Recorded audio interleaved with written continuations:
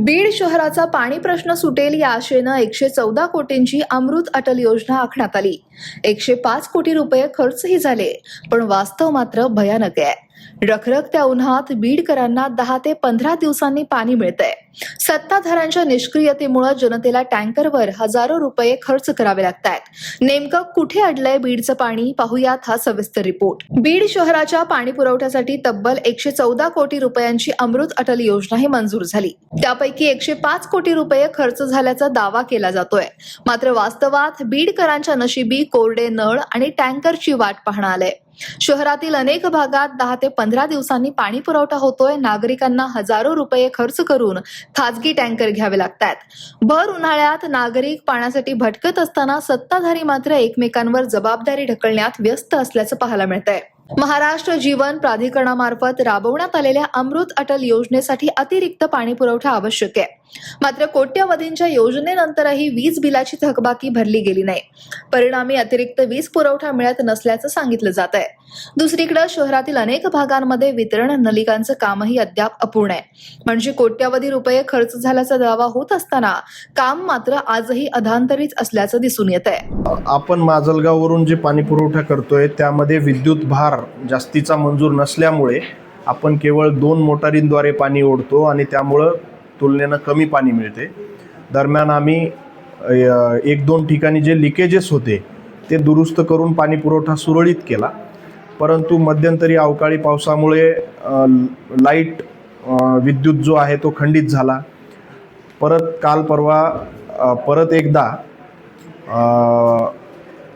जे हे आहे आपला जो वळण रस्ता आहे त्या ठिकाणी MSCDCLच्या लाईट खराब झाल्यामुळे परत 2 दिवस त्यांच्या दुरुस्तीला लागला, त्यामुळं सुद्धा पाणी पुरवठा बाधित झाला आहे। यामुळं ज्या ज्या ठिकाणी पाणी पोहोचायला उशीर झाला आहे त्या ठिकाणी आम्ही टँकरद्वारे पाणी पुरवठा करतो आहोत आणि यानंतर हा पाणी पुरवठा सुरळीत करण्याचा आपण प्रयत्न करतो आहोत। महाराष्ट्र जीवन प्राधिकरणकडून अमृत योजनेअंतर्गत बीड शहर पाणी पुरवठा योजनेची अंमलबजावणी झाली होती, परंतु अतिरिक्तचा विद्युत भार मंजूर नसल्यामुळे आणि काही ठिकाणी शहरामधले जे डिस्ट्रीब्युशन नेटवर्क आहे, वितरण नलिका आहे, ती पूर्ण न झाल्यामुळं आपल्या शहरामध्ये पुरेशा प्रमाणामध्ये पाणी मिळत नाही।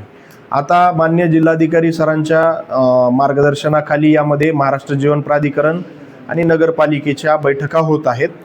अतिरिक्त विद्युत भार जो आहे म्हणजे तो मंजूर करण्यासाठी नगरपालिकेचं जे 54 कोटी रुपयाचा थकबाकी आहे त्यामध्ये सूट मिळण्यासंदर्भात माननीय मंत्री महोदय यांच्याकडे प्रस्ताव सादर केलेला आहे। ह्या जर गोष्टी मार्गी लागल्या तर पाणी पुरवठा सुरळीत आणि कमी दिवसामध्ये पाणी पुरवठा आपल्याला होईल। दरम्यान या मुद्द्यावरून राजकीय वातावरणही चांगलंच तापलंय। आमदार विजयसिंह पंडित यांनी अमृत पाणी पुरवठा योजनेचा बोजवारा उडाल्याचा आरोप केलाय। अर्धवट काम सोडून ठेकेदार पळून गेल्याचा दावा करत या प्रकरणाचा सोक्षमोक्ष लावणार असल्याचं त्यांनी म्हटलंय।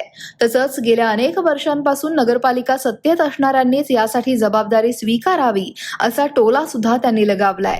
बीड शहरातली मागच्या काळामध्ये मागच्या 5-10 वर्षापूर्वी जी काही अमृत पाणी पुरवठा योजना आहे तिचा जो काही बोजवारा उठलेला आहे, आज बीडकरांना, बीड शहरवासियांना जे आहे 10 दिवसाला, 12 दिवसाला, 15 दिवसाला पाणी त्या ठिकाणी मिळतंय। योजना ही 114 कोटी रुपयाची, 105 कोटी रुपये जे काय आहे त्या संबंधित गुत्तेदारानं हे उचलून घेतलेले आहेत। आजही योजना नगरपालिकेकडे हस्तांतरित ती योजना नाहीये। भूमिगत गटार जे काही आहे ती जी काही योजना आहे 165 कोटी रुपयाची आहे, ती पण त्या ठिकाणी 20 कोटी रुपयाचं काम, 50-59 किलोमीटरचं काम शहरामध्ये झालं, ते काम सापडणार नाही। तो कॉन्ट्रॅक्टर जो काही आहे ती अर्धवट सोडून पळून त्या ठिकाणी तो कॉन्ट्रॅक्टर गेलाय। मग याचा सोक्षमोक्ष लावण्याची जबाबदारी लोकप्रतिनिधी म्हणून नगरपालिका आमच्या विचाराची असल्यामुळं माझी आहे, आणि त्याच्या संदर्भात मी जर का त्याचं बैठक घेत असेल आणि हे जे काही मागचं सगळ्या गोष्टी आहेत, जो बोजवारा उठलाय, जो बट्ट्याबोळ झालाय, या योजनेचा निधीचा अपव्यय झालेला आहे, ते कुणाच्या काळात झालेला आहे? मग ह्याचा जर का मी काही गोष्टीचं खुलासा करत असेल, काही गोष्टीची माहिती घेत असेल, आढावा घेत असेल, तर त्याला त्याच्यामध्ये त्रास जर कुणाला होत असेल आणि ते जर म्हणत असतील की बाबा रस्त्यावरची लढाई हे ते, आम्ही कुठले आहेत? आम्ही रस्त्यावरचेच आहेत. आम्ही रस्त्यावरचे आहेत ना. मग जिथं जे करायचं ते योग्य वेळी योग्य करू आम्ही पण. तर भाजप नेते डॉक्टर क्षीरसागर यांनी सुद्धा सत्ताधाऱ्यांवर जोरदार टीका केली आहे. अमृत अटल योजनेचं बहुतांश काम पूर्ण झालं असलं तरी उर्वरित काम पूर्ण करण्यात प्रशासन आणि सत्ताधारी अपयशी ठरत असल्याचा आरोप त्यांनी केलाय. परिणामी काही भागात तब्बल 20 ते 25 दिवसांनी पाणी मिळतंय असं ते म्हणाले. तसंच दोषींवर कारवाई करण्याचीही मागणी ते करतायत. वीज बिल माफीसाठी किंवा सवलतीसाठी काही त्याच्यात टप्पे पाडून देण्यासाठी आम्ही पाठपुरावा केला होता. त्याच्याशिवाय जो काही बुस्टर पंपचा इश्यू आहे तो काही सॉल्व्ह होणार नाही आणि यासाठी संबंधित यंत्रणेला पाठपुरावा करणं अत्यंत गरजेचं आहे असं मला वाटतं. आणि ते जे आरोप करतायत मागच्या ह्याच्यात काय झालं होतं ते अनेक वर्ष आधीचे जे कामं झालेत, आता तुम्ही सत्तेत आहात, मेजॉरिटी आहे, तुम्ही त्याची चौकशी करा. काय नाही झालं, जे नाही झालंय ते काम त्वरित पूर्ण होण्यासारखं 10-15% राहिलेलं काम आहे. आणि